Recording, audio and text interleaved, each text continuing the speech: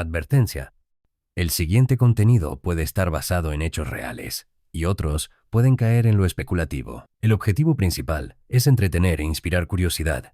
Nos esforzamos en ser serios y objetivos, respaldando las afirmaciones con fuentes confiables. Algunas ideas pueden ser interpretaciones, no todo lo compartido debe tomarse como una verdad absoluta.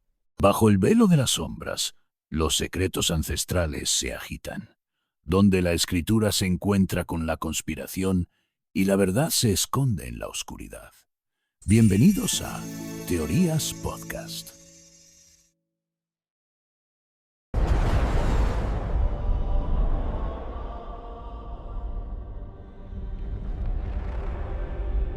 Los Anunnaki, la conexión secreta entre Yahvé, los Elohim y los arcontes.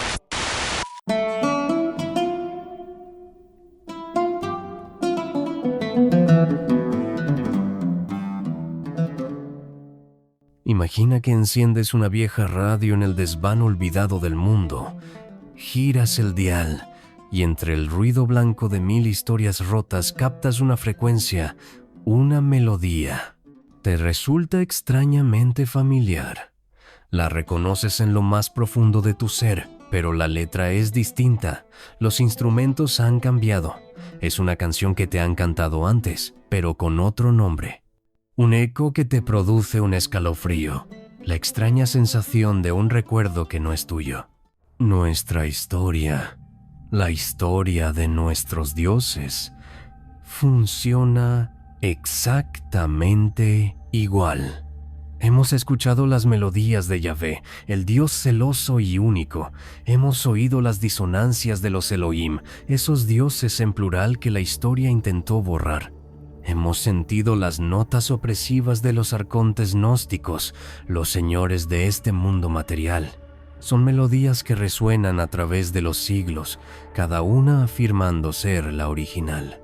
Pero, ¿y si no lo son? ¿Y si todas ellas son solo ecos, copias de una transmisión original?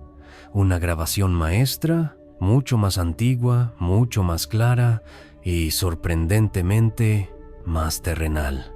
Una historia grabada no en pergaminos sagrados, sino en tablillas de arcilla. La historia de los dioses que caminaron sobre la tierra. La historia de los Anunnaki. Hoy no vamos a escuchar los ecos. Vamos a sintonizar la frecuencia original y nos haremos la pregunta que lo cambia todo. ¿Y si las figuras divinas que han definido la civilización, que han dictado nuestras leyes y moldeado nuestra moral, no fueran más que el eco distorsionado, la copia degradada de la historia de estos seres de Sumeria? Un eco que, quizás, fue manipulado intencionadamente para ocultar la verdad sobre nuestro origen y nuestro propósito.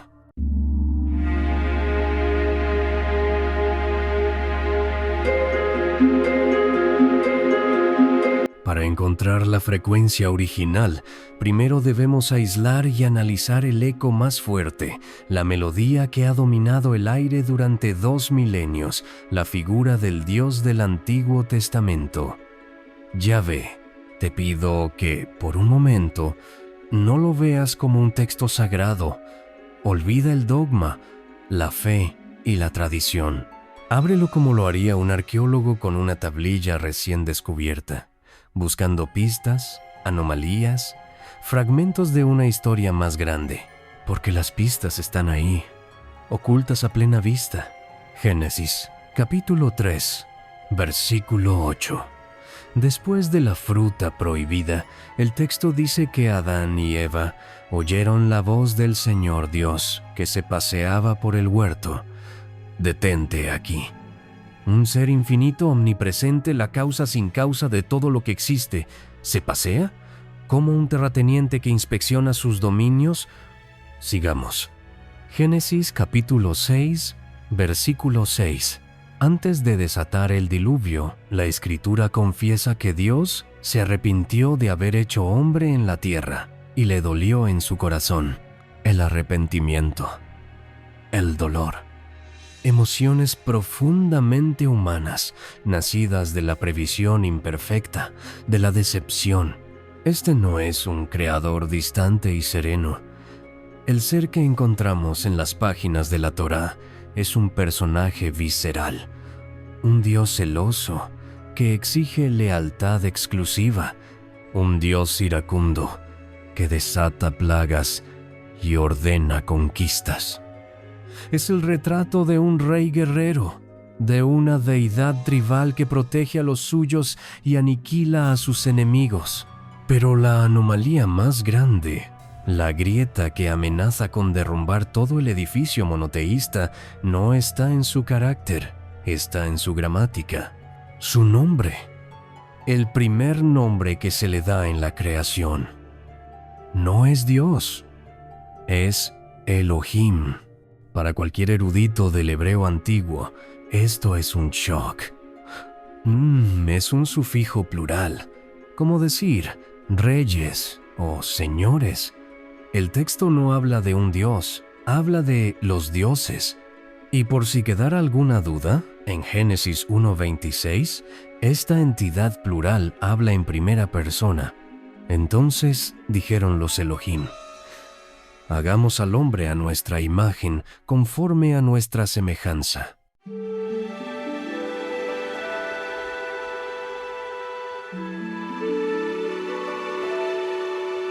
La pregunta que dejamos en el aire, ¿quiénes son los otros Elohim?, es tan radical que parece haber nacido en nuestra época, un desafío surgido de la duda contemporánea, pero no es así.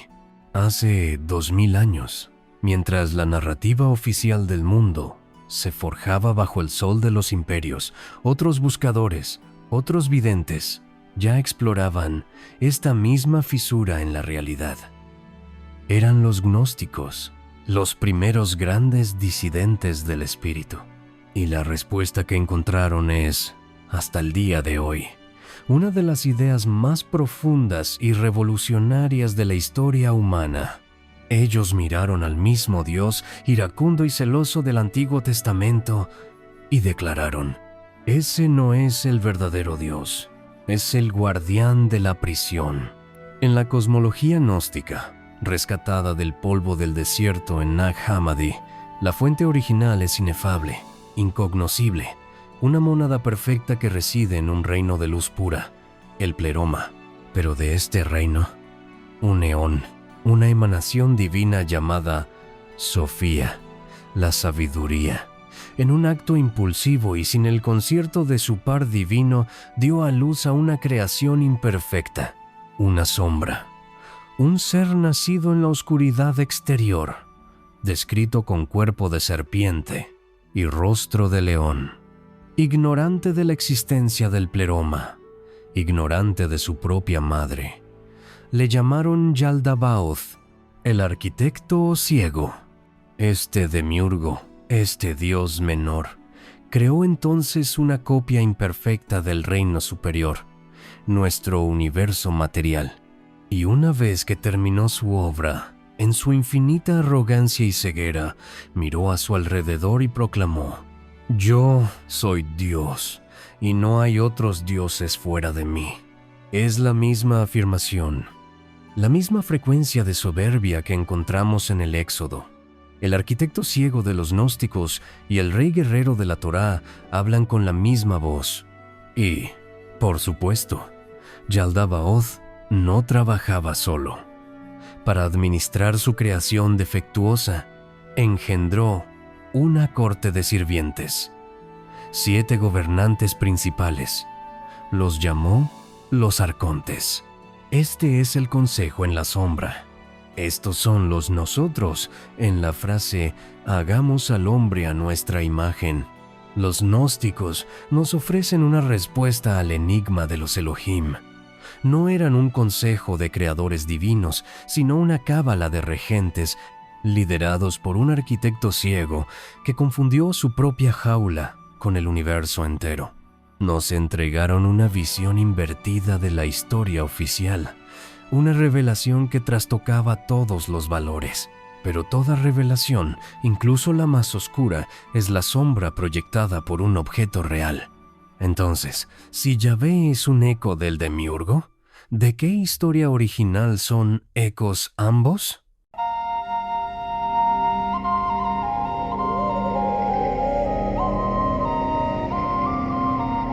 Para encontrar el origen de ese doble eco, debemos viajar.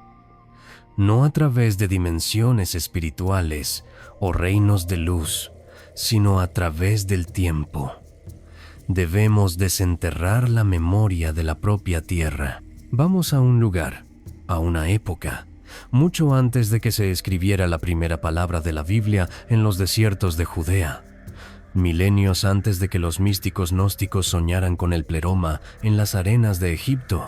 Vamos a la cuna de la civilización, a la tierra entre dos ríos, Mesopotamia. Aquí, en ciudades de ladrillo y arcilla, bajo un cielo estrellado que era observado como un mapa, la humanidad escribió su primera gran historia. No en papiro ni en pergamino, sino grabada a fuego en tablillas de arcilla. Es aquí donde encontramos la frecuencia original, es aquí donde encontramos a los Anunnaki. La mayoría de los asiriólogos e historiadores traducen el término sumerio Anunna, del cual deriva el acadio Anunnaki, de formas más literales, progenie principesca o descendencia de la realeza. Esta es una de las traducciones más aceptadas.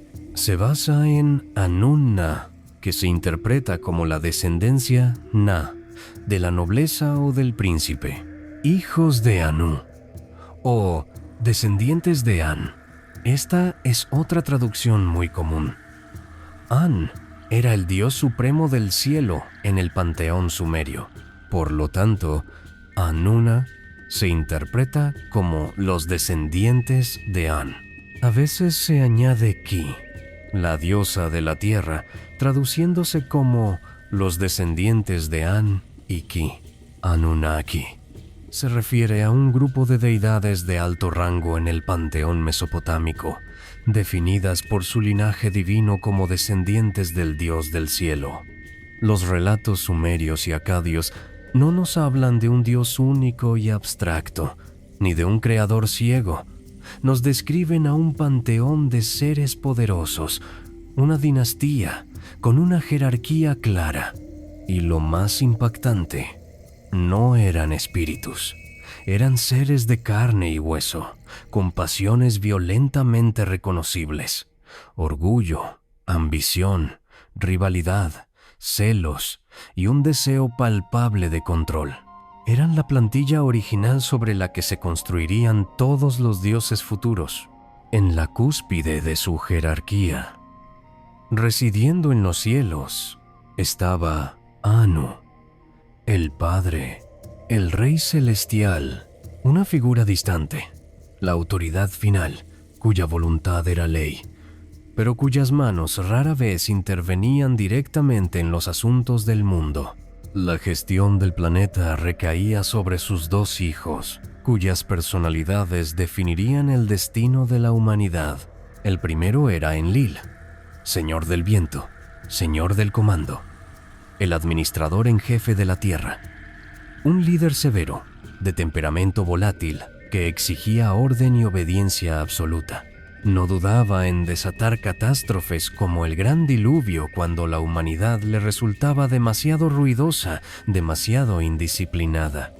Y en dramática oposición al puño de hierro de Enlil estaba su medio hermano, Enki, señor de la tierra y de las aguas profundas, el maestro de la sabiduría, la ciencia y la magia, un ingeniero genético, un científico divino, astuto, brillante y a menudo un benefactor secreto de la humanidad, actuando con frecuencia en directa desobediencia a las órdenes de Enlil. Anu, Enlil, Enki, el rey distante, el comandante iracundo, el científico rebelde. No son los ecos, son la voz. Ya no estamos hablando de teología abstracta, estamos hablando de un drama familiar cósmico. Y ahora que conocemos al elenco original, estamos listos para presenciar cómo su historia fue plagiada, distorsionada y reescrita a lo largo de los milenios.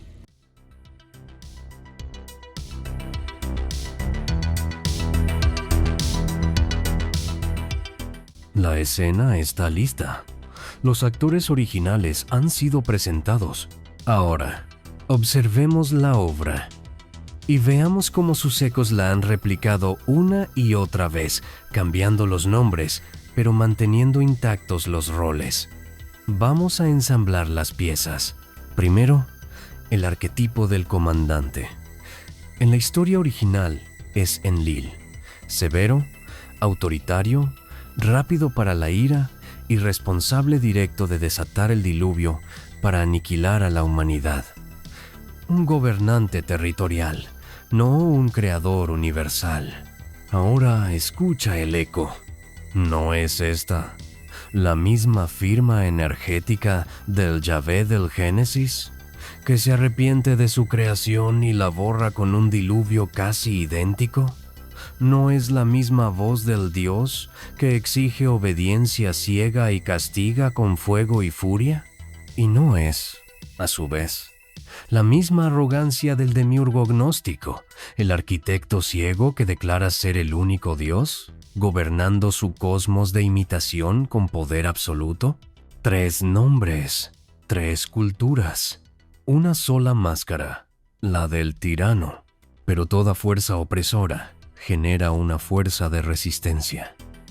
En nuestro drama original, este es el rol de Enki, el científico, el benefactor, el maestro de la sabiduría que se rebela contra el decreto de Enlil y salva a la humanidad del diluvio, susurrando el secreto a través de un muro de cañas. ¿Escucha el eco de la rebelión? No es Enki, que ofrece el conocimiento para la supervivencia, un prototipo de la serpiente en el jardín del Edén, que tienta a Eva con el fruto del árbol del conocimiento para abrir sus ojos y ser como los dioses. ¿Y no resuena esa misma figura en el Cristo de los gnósticos, que no viene a salvar del pecado, sino de la ignorancia, descendiendo al mundo material para traer la gnosis, la chispa de conocimiento que nos despierta del control de los arcontes? El saboteador divino, el que susurra la verdad prohibida, el adversario del tirano. Finalmente, la estructura de poder, la corte celestial. Los Anunnaki no eran una sola entidad, eran una jerarquía, con dioses mayores y dioses menores, como los Igigi, que trabajaban para ellos y que incluso llegaron a rebelarse. Ahora escucha el eco de la jerarquía. ¿No son estos Igigi el molde original para los Bene Elohim, los hijos de Dios del libro de Enoch, que descendieron a la tierra, rompieron las reglas y se mezclaron con la humanidad? ¿Y no es esta estructura de mando, con un líder y sus administradores planetarios, un reflejo exacto del demiurgo y su séquito de arcontes, cada uno a cargo de gobernar una esfera, una prisión celestial? Las piezas encajan, no con la similitud vaga de un sueño, sino con la precisión de una maquinaria. La historia hebrea ya no parece una revelación divina única, sino una magistral adaptación política. Una crónica sumeria editada, donde un panteón entero fue condensado en la figura de un dios nacional, mientras que los roles de sus adversarios y benefactores fueron demonizados o borrados.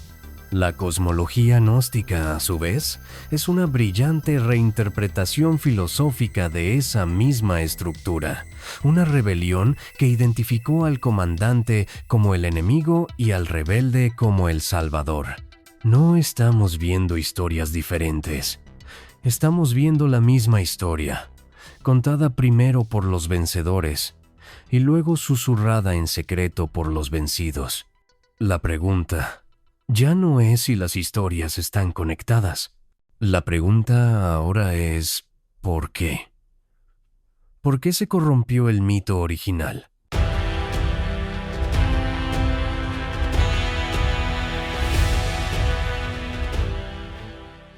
La pregunta que nos queda es, ¿por qué? ¿Por qué se corrompió el mito original?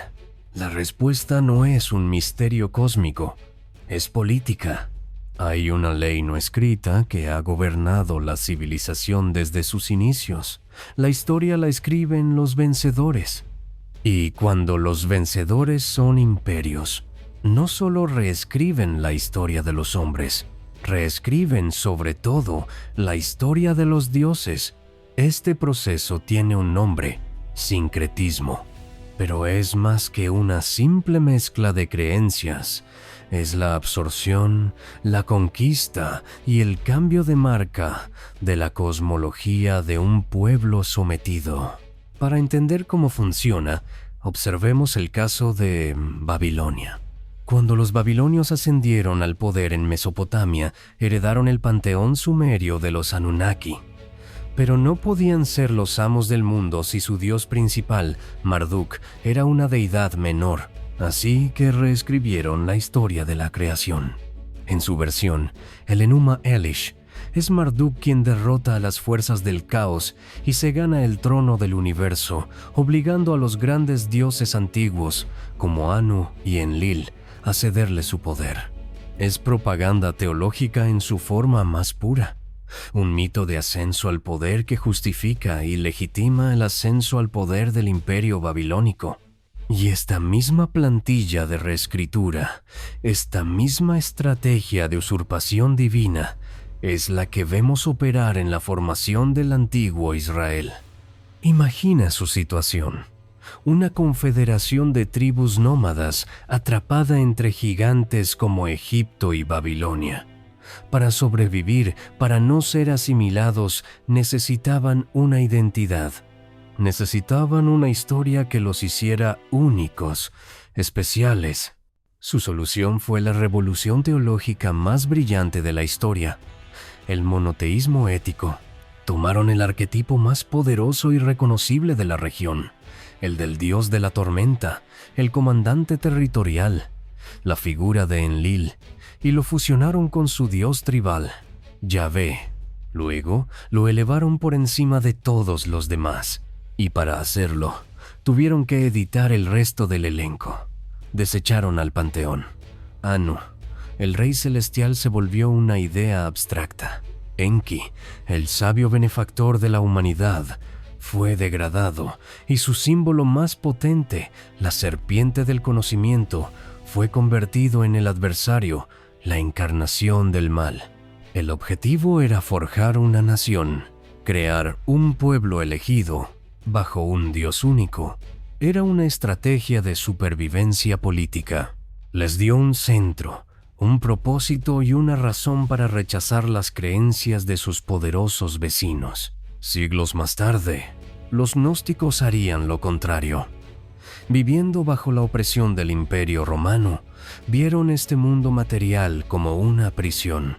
Para ellos, el dios de este mundo, el comandante, no podía ser la fuente del bien, tenía que ser el carcelero.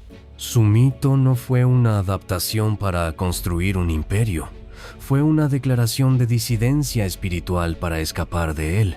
El mito original no se corrompió por accidente, fue reforjado en el fuego de la guerra, en la tinta de los escribas y en la desesperada necesidad de un pueblo de encontrar su lugar en el cosmos. Hemos hablado de los dioses, de sus máscaras y sus ecos, pero falta la pieza central de este puzzle, la razón de todo este drama. Nosotros, ¿cuál fue nuestro papel en la historia original antes de que fuera reescrita para servir a reyes y sacerdotes?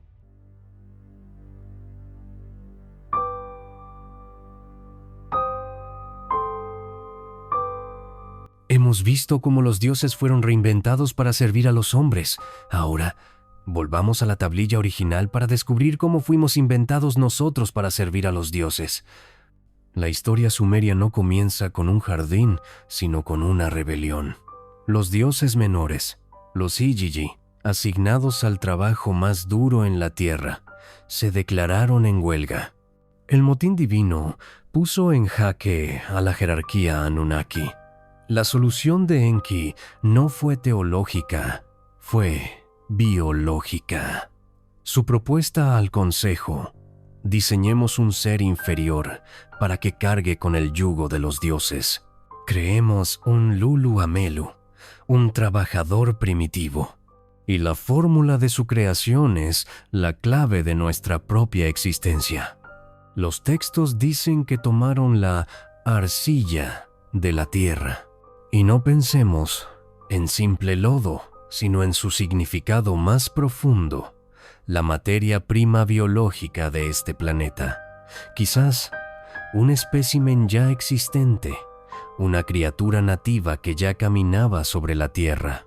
A esta base terrestre le mezclaron la esencia de un dios sacrificado, su sangre, su espíritu. Pensemos en ello como lo que es, un componente ajeno a la biología de este mundo, un acelerante genético, la firma de las estrellas. El resultado: un híbrido, un ser de dos naturalezas, un cuerpo evolucionado en la Tierra, encendido por una conciencia no terrestre. Nuestro propósito original no era la alabanza, era el trabajo. Ahora, con esta plantilla de bioingeniería en mente, abramos el libro del Génesis. Entonces dijeron los Elohim: hagamos al hombre a nuestra imagen, conforme a nuestra semejanza. De nuevo, el comité divino. Y de nuevo, el punto de partida es el polvo de la tierra, la materia prima local. A esta nueva creación se le pone en un jardín el Edén, para que lo labrara y lo guardase. La palabra hebrea para labrar es abodá, una palabra que no solo significa trabajar la tierra, sino que comparte la misma raíz que Eved, que significa esclavo, siervo. El eco es inconfundible, un ser creado por un comité de dioses a partir de un espécimen terrestre con el propósito de trabajar. La historia se repite. Y finalmente, la versión gnóstica, que nos da la perspectiva metafísica. Los arcontes, para atrapar la luz divina, deciden fabricar una vasija. Lo que describe el apócrifo de Juan no es un acto de magia, es el informe de un comité. Cada arconte aporta un componente. Uno moldea el hueso, otro teje los nervios, otro diseña las pasiones, construyen la jaula biológica. Pero la jaula permanece inerte hasta que, mediante un engaño de la divina Sofía, el demiurgo sopla en ella la esencia divina, y el hombre se yergue, no como un sirviente leal, sino como una prisión luminosa, un cuerpo terrestre conteniendo una conciencia estelar que sus propios carceleros no comprenden. Ahora tenemos las tres piezas. La versión Anunnaki es el informe técnico. Somos un homínido local, genéticamente acelerado con un genoma no terrestre. La versión bíblica es el edicto de propiedad. Somos los siervos de los Elohim, puestos a trabajar en su territorio cercado. La versión gnóstica es la revelación espiritual. Somos un alma estelar, atrapada en una envoltura carnal diseñada por regentes inferiores. Tres informes del mismo evento. La conclusión es la misma. No somos una creación espontánea, somos un proyecto. La fusión de una criatura nativa de la tierra con una conciencia ajena a ella, diseñados con el propósito original de la servidumbre. Esta dualidad, este conflicto cosido en cada una de nuestras células, es la fuente de toda nuestra tragedia y toda nuestra gloria. Es la causa de nuestra miseria, pero también, como veremos, es la hoja de ruta para nuestra liberación.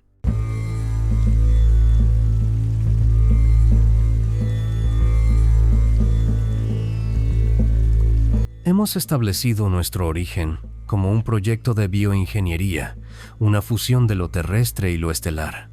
Pero una vez que el producto estuvo terminado y se multiplicó sobre la faz de la Tierra, ¿qué ocurrió después? ¿Cómo administraron los creadores su nuevo y vasto dominio? La respuesta, una vez más, se esconde a plena vista en el libro del Deuteronomio, capítulo 30 y 2. En los manuscritos más antiguos, el texto dice: cuando el Altísimo, el Elión, hizo heredar a las naciones, estableció las fronteras de los pueblos según el número de los hijos de Dios, los Bene Elohim, porque la porción de Yahvé es su pueblo, Jacob, la heredad que le tocó. El texto no describe a un creador universal, describe a un heredero, un Dios regional. Es el eco inconfundible de un sistema de gobierno divino, cuyo plano original encontramos en Sumeria, donde los grandes Anunnaki se repartieron el mundo, asignándose feudos y esferas de influencia. Pero la prueba de esta administración global no solo está en los textos, es también un lenguaje visual. Y para probar la conexión, debemos aprender a leer sus símbolos. El más enigmático de estos emblemas es el bolso de los dioses. Visto en innumerables relieves, su nombre sumerio, Bandudu, puede traducirse como cubo, pero su significado es mucho más profundo. Siempre es portado por los dioses Anunnaki o por sus agentes de élite, los Apkallu. Los Apkallu eran los 7 sabios primordiales, seres que, según el mito, emergieron de las aguas de Enki para traer a la humanidad los fundamentos de la civilización: la escritura, la ley, la agricultura, la arquitectura. Eran los maestros ingenieros, 7 sabios primordiales. ¿Nos suena este número? 7 son los grandes arcángeles que, según el libro de Enoc, vigilan la creación. 7 son los arcontes que, según los gnósticos, gobiernan las esferas de este mundo. El eco de una estructura de 7 administradores primordiales es innegable. Ahora, recordemos la genealogía bíblica. El conocimiento de la civilización no viene de la línea piadosa de Set, sino de la descendencia marcada de Caín, que culmina en Tubal-Caín, artífice de toda obra de bronce y de hierro. La historia de la línea de Caín, con su conocimiento prohibido y su rol como constructores, es una adaptación hebrea del mito mucho más antiguo de los Apkallu, un linaje especial, encargado de transferir una tecnología que cambia el mundo. En la otra mano, los Apkallu a menudo sostienen un objeto similar a una piña. La usan para ungir al rey o para atender el árbol de la vida. La piña, por su estructura basada en la espiral de Fibonacci, es un símbolo de perfección matemática y conocimiento esotérico, interpretada por muchos como una representación de la glándula pineal, el tercer ojo. El bolso, la tecnología, la piña, el conocimiento iluminador y el árbol de la vida, el mapa del cosmos. Este es el kit simbólico del poder divino que los Anunnaki y sus 7 sabios usaron para establecer el orden. Y este kit es la clave para entender su inexplicable aparición a lo largo del mundo. Lo vemos en los relieves de Asiria. Viajamos 12.000 años atrás en el tiempo, a Göbekli Tepe, y en sus pilares encontramos el mismo bolso. Cruzamos el Atlántico a la civilización olmeca y vemos al dios Quetzalcóatl llevándolo. Lo encontramos en las tallas de los toltecas e incluso en Indonesia. Estos emblemas no son coincidencias, son la prueba visual de una herencia. La conexión no era entre las culturas humanas, la conexión era con la fuente. Este bolso es un artefacto, un estándar de autoridad.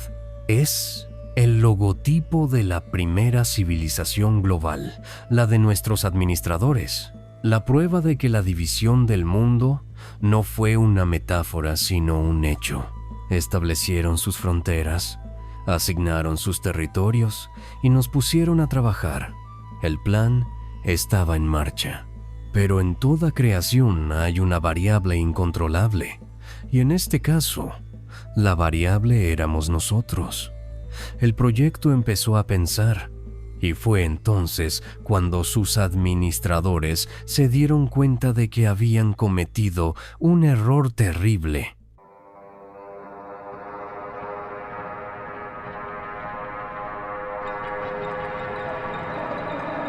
Un espécimen terrestre, una conciencia estelar. Existimos en esa dualidad, en ese conflicto cosido en nuestro genoma. Y cualquier ingeniero, divino o no, sabe que un sistema con una contradicción tan fundamental es, por naturaleza, inestable. Estaba destinado a fallar, o, desde nuestra perspectiva, estaba destinado a despertar. La historia sumeria nos cuenta que la humanidad se multiplicó. Nos volvimos numerosos, y con el número vino el ruido, la individualidad, la ambición. El comandante Enlil miró a su creación y no sintió orgullo, sintió irritación. Vio a un proyecto que se salía de sus parámetros, una fuerza de trabajo que empezaba a pensar por sí misma. Su solución fue drástica y total, un diluvio que borrara la pizarra, un reinicio forzado del sistema. Pero su hermano, el científico Enki, el que tenía sus manos en nuestro código genético, vio algo más. Vio un potencial que merecía ser salvado. Y al advertir a un hombre, a Ziusudra, para que construyera un arca, no solo salvó a la humanidad, cometió el primer acto de traición, revelando la profunda división entre los dioses sobre el futuro de su propio proyecto. Ahora escuchemos el eco de este pánico divino en el jardín del Edén. La razón real de nuestra expulsión. Después de que Adán y Eva comen del fruto del árbol del conocimiento, la deidad no los expulsa por simple desobediencia. Escucha atentamente la justificación que dan los Elohim en Génesis 3:22, porque es la clave de todo. Y dijeron los señores dioses: He aquí el hombre es como uno de nosotros, sabiendo el bien y el mal. Ahora pues que no alargue su mano, y tome también del árbol de la vida, y coma y viva para siempre. No es la ira de un padre decepcionado, es el miedo de una junta directiva que ve cómo su creación ha accedido a un nivel superior de conciencia. El esclavo ha alcanzado su nivel. El siguiente paso, la inmortalidad, lo haría no solo su igual, sino su rival. La expulsión del Edén no fue un castigo, fue un protocolo de contención de emergencia. Sacaron al experimento del laboratorio antes de que tomara el control. El querubín con la espada de fuego en la puerta no es un guardián, es un sistema de seguridad. Y los gnósticos, como siempre, nos dan la interpretación más cruda. En sus textos, cuando los arcontes se dan cuenta de que el Adán en el que soplaron la chispa divina es más inteligente y espiritual que ellos, se llenan de envidia y terror. Toda su maquinaria cósmica, el sistema de los planetas, el destino, la reencarnación, fue un sistema de control diseñado después de nuestro despertar. Un laberinto construido a toda prisa alrededor de la prisión para asegurarse de que la conciencia luminosa que conteníamos nunca pudiera escapar y volver a su hogar. Las tres historias convergen en un punto sobrecogedor. Nuestros creadores se volvieron en nuestra contra, no por nuestros pecados, sino por nuestro potencial. Nuestra capacidad de despertar, de alcanzar la conciencia y la autoconciencia es la anomalía divina que ellos no previeron. Somos el fantasma en su máquina. La guerra por nuestra conciencia no es una metáfora, es el eco de un evento real. Nos expulsaron del laboratorio, sí, pero al hacerlo, sin darse cuenta, nos liberaron. Y un esclavo que conoce su propia divinidad es la cosa más peligrosa del universo. La pregunta es, ¿qué hacemos ahora con ese conocimiento?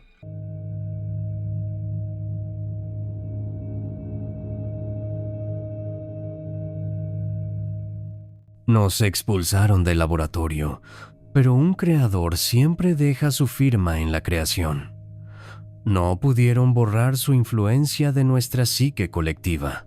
Sus símbolos, las huellas digitales de nuestros administradores, permanecen ocultos a plena vista, incrustados como fósiles en las mismas culturas y religiones que intentaron suplantarlos. Son la prueba de que los antiguos dioses nunca se fueron del todo. Observemos 10 de sus sombras más persistentes. 1. La cruz, hoy el símbolo central del cristianismo.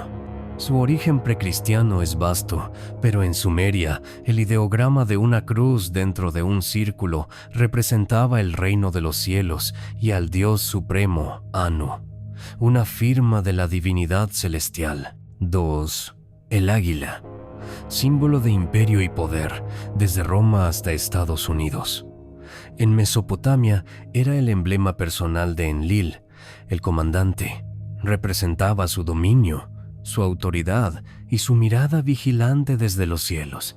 3. La serpiente, el villano del Génesis, símbolo de tentación y mal. Antes de eso, era el emblema de Enki, el dios de la sabiduría, la genética y la sanación. 2 serpientes entrelazadas en el caduceo aún simbolizan la medicina. No representaba el mal, sino el conocimiento prohibido. Fue demonizada no por accidente, sino por diseño. 4. El león, icono de la realeza y la fuerza, como el león de Judá. Originalmente era el animal sagrado de Inanna, Ishtar, la diosa de la guerra y la pasión, la reina del cielo. Representaba su poder indomable. 5. La media luna, el emblema principal del Islam. Miles de años antes, fue el símbolo inequívoco del dios lunar sumerio, Nanasin, una de las deidades más veneradas del panteón, cuyo centro de culto estaba en la ciudad de Ur. 6. El disco solar alado, visto en Egipto y Persia, y usado por incontables sociedades secretas. Nació en Mesopotamia como el símbolo de la realeza divina, representando al sol o al astro celestial del que provenían los Anunnaki. Es un sello corporativo de la monarquía del cielo. 7. El pez, un símbolo secreto de los primeros cristianos y de Jesús. En las leyendas de Eridu, la ciudad de Enki, los 7 sabios, los Apkallu, emergieron de las aguas vestidos con pieles de pez para traer el conocimiento a la humanidad. El pez simbolizaba al portador de la sabiduría de las profundidades. 8. El árbol de la vida, central en la cábala y otras místicas. En el arte asirio es el motivo principal, un pilar de conexión entre el cielo y la tierra, a menudo atendido por figuras divinas. Es el original de los árboles prohibidos del Edén. 9. El toro, el becerro de oro, el ídolo pagano por excelencia.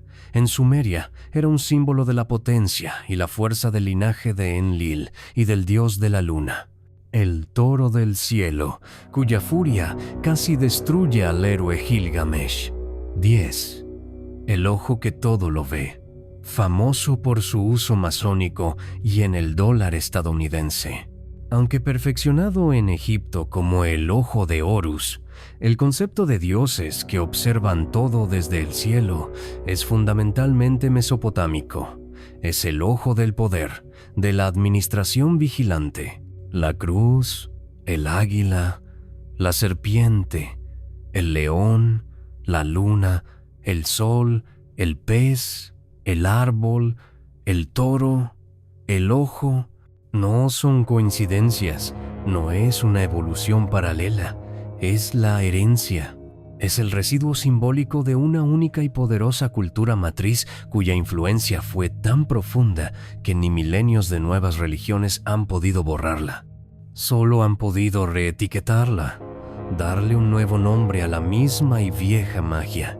Estos símbolos son la prueba de que los antiguos dioses siguen hablando, aunque hayamos olvidado su idioma original. Pero más allá de las imágenes, nos legaron algo mucho más profundo, la plantilla de su propio conflicto, una guerra ideológica que, como veremos, se ha convertido en el motor oculto de toda nuestra historia.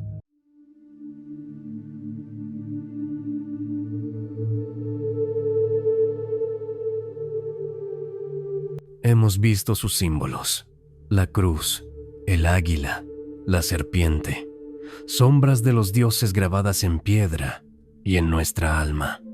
Pero un símbolo no es solo una imagen, es un estandarte. Se enarbola en una batalla, y la batalla que estos símbolos representan no terminó en Sumeria, se derramó fuera del mito y se convirtió en el motor oculto, la guerra civil ideológica de la historia humana. Piensa en ello como dos grandes principios, dos frecuencias que han estado luchando por el dominio de nuestra conciencia colectiva desde el principio de los tiempos. Por un lado, tienes el principio de Enlil, el principio del control, la jerarquía, el orden impuesto desde arriba. Es el eco que oyes en la construcción de los imperios, en la demanda de obediencia de las religiones dogmáticas, en las estructuras de poder que nos dicen que somos meros trabajadores en un sistema que no debemos cuestionar. Es la voz que valora la estabilidad por encima de la libertad, el grupo por encima del individuo. Es la fuerza que construye pirámides y exige obediencia bajo el estandarte del águila.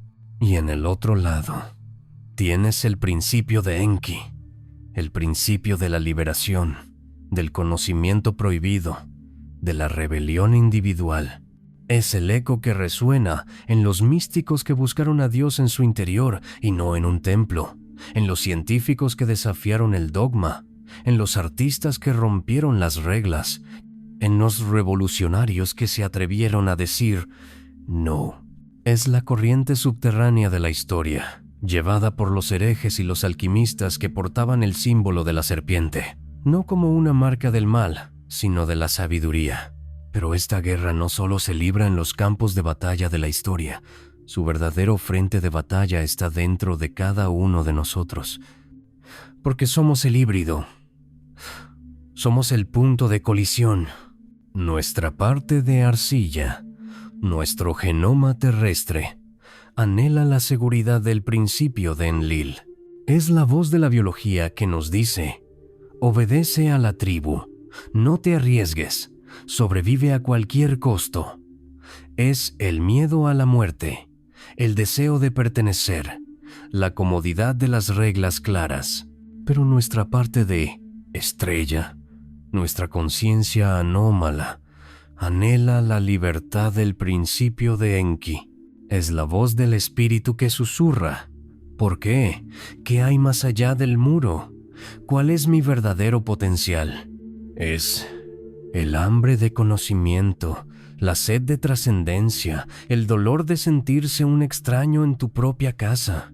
Cada día de tu vida, cada decisión que tomas es una batalla en esta guerra milenaria.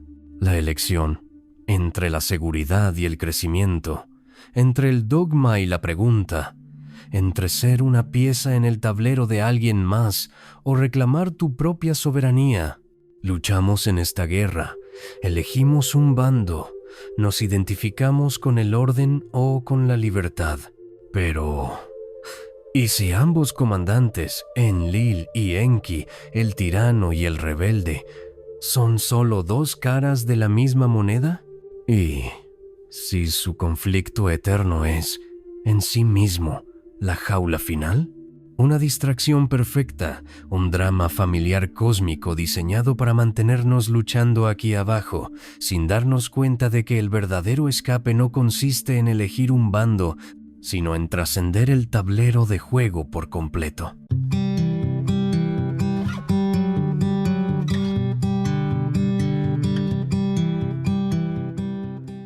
Nos quedamos observando un tablero de ajedrez cósmico, con el comandante y el rebelde, Enlil y Enki, atrapados en una partida eterna, usando la historia humana como su tablero y nuestras almas como sus piezas. Pero la pregunta que lanzamos al aire lo cambia todo. ¿Y si el conflicto es la jaula final? Miremos a los dos jugadores. El tirano que exige orden y el rebelde que ofrece conocimiento. Parecen opuestos, pero ambos están definidos por el juego. Su poder, su identidad, su misma existencia dependen de su relación con nosotros y con este universo material. Son inmanentes, son parte del sistema. Son los guardianes de la prisión, uno vigilando la puerta y el otro enseñándonos a decorar los barrotes. Los gnósticos más profundos ya lo advirtieron. El demiurgo es el carcelero, sí, pero incluso la serpiente que nos ofrece la gnosis, incluso la Sofía que nos llora desde arriba, siguen siendo entidades dentro del drama cósmico, no fuera de él. Son guías para navegar el laberinto, pero no son la salida del laberinto en sí. Entonces, ¿qué hay fuera? ¿Qué hay más allá del tablero de juego? Debemos atrevernos a concebir lo que nuestros creadores, en su soberbia, quizás olvidaron o de lo que nunca fueron conscientes: la verdadera fuente, la mónada, el Ein Sof, el Dios más allá de los dioses. Esta fuente no tiene un bando, no participa en el juego, no es un personaje en la historia, no tiene nombre, porque los nombres son límites. No tiene voluntad, porque la voluntad implica carencia. No es el comandante ni el rebelde. Es el silencio que permite que se escuche el ruido de la guerra. Es el vacío que contiene la plenitud del cosmos. Es la mente que sueña a los dioses que nos soñaron a nosotros.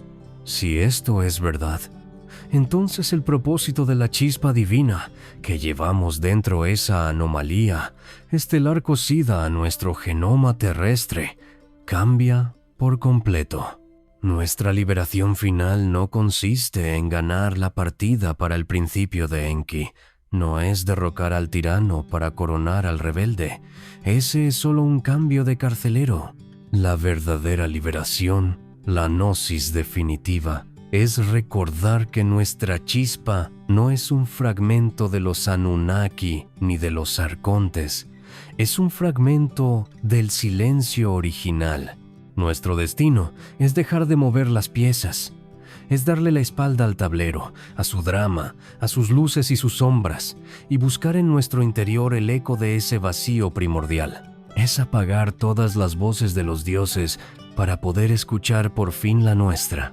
Hemos pasado toda esta temporada descendiendo, pelando las capas del mito, rastreando los ecos hasta su fuente, de Yahvé al demiurgo, del demiurgo a Enlil. Hemos llegado al fondo del drama de los dioses que nos crearon.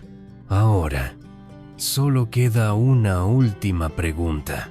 ¿Estamos listos para dejar de mirar hacia abajo y por fin mirar hacia arriba? ¿Estamos listos para buscar el origen de Dios mismo?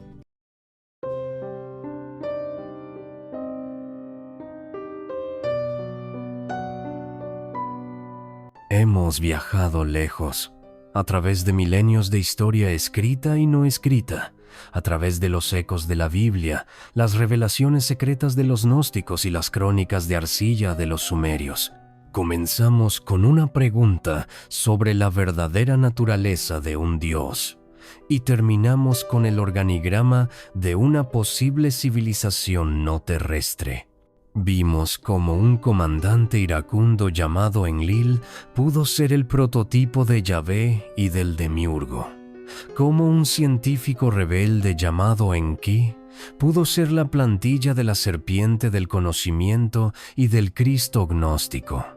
Descubrimos que la historia no fue solo escrita, sino reescrita, que los mitos fueron armas políticas y los símbolos, las banderas de ideologías en conflicto, y en el centro de todo nos encontramos a nosotros mismos. La revelación más profunda de este viaje no tiene que ver con los dioses, sino con nosotros. No somos pecadores caídos en desgracia, ni una simple creación de barro. Somos el proyecto humano, un híbrido biológico diseñado para un propósito y encendido por una conciencia que se salió del plan. Nuestro conflicto interno, esa guerra entre el anhelo de seguridad y el deseo de libertad, no es un defecto, es nuestra herencia, la firma de nuestros dos linajes. El objetivo de este viaje no es reemplazar un dogma con otro, no es cambiar la adoración de Enlil por la de Enki, es entregar un mapa y una brújula. El mapa muestra las posibles raíces de las historias que han gobernado nuestro mundo. La brújula apunta hacia la idea más liberadora de todas. Si los dioses son solo personajes en un drama, entonces nosotros no tenemos por qué ser meros espectadores. La historia de los dioses, en última instancia, es la historia de nuestro potencial oculto. Y la jaula más antigua no está hecha de barrotes, sino de historias que nunca nos atrevimos a cuestionar. Has llegado al final de esta teoría, pero no al final del viaje. La pregunta ahora es tuya y resuena en el silencio. ¿Qué harás con este mapa? Si este análisis ha despertado algo en ti, te invito a que te unas a la conversación. La verdadera gnosis se construye en comunidad. Comenta, ¿qué eco resuena más fuerte en tu interior, el del orden o el de la libertad? ¿Qué símbolo olvidado reconoces en el mundo moderno? Comparte tu reflexión en los archivos de comentarios.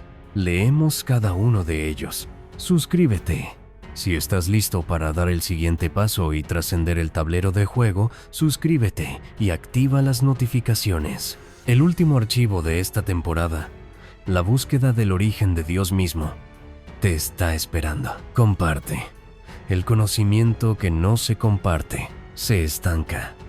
Comparte este archivo con aquellos que creas que están listos para mirar más allá del velo de la historia.